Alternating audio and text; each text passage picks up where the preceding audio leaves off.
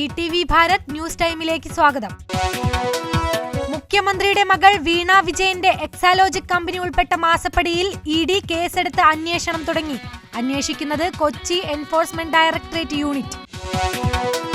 Indian എംബസിയുടെ ഒരു സഹായവും ലഭിക്കുന്നില്ലെന്ന് റഷ്യൻ യുദ്ധമുഖത്ത് കുടുങ്ങിയ വിനീത. അടിയന്തര ഇടപെടൽ ആവശ്യപ്പെടുന്ന ശബ്ദരേഖ പുറത്ത്.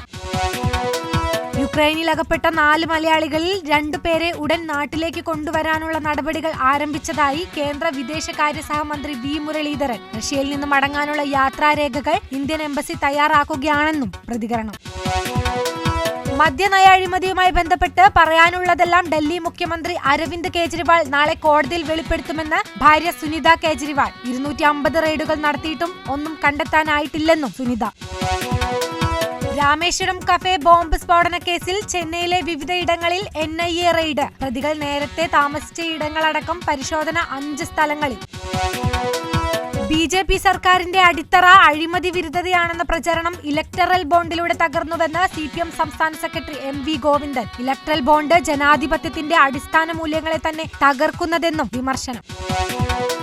85 വയസ്സ് പിന്നിട്ടവർക്കും ഭിന്നശേഷിക്കാർക്കും വീടുകളിൽ വോട്ട് രേഖപ്പെടുത്താനുള്ള നടപടികളിലെ ആശങ്ക പരിഹരിക്കണമെന്നാവശ്യപ്പെട്ട് തെരഞ്ഞെടുപ്പ് കമ്മീഷനെ സമീപിച്ച പ്രതിപക്ഷ നേതാവ്. ആധാർ ഉൾപ്പെടെ നിർബന്ധമാക്കണമെന്നും VD സതീശൻ.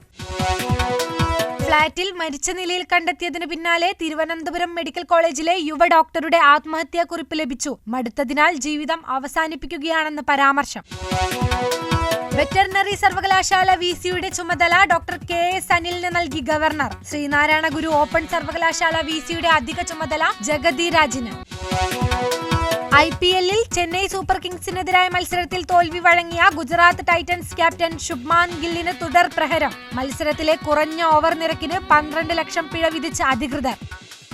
കൂടുതൽ വാർത്തകൾക്കായി ETVBharat.com സന്ദർശിക്കുക.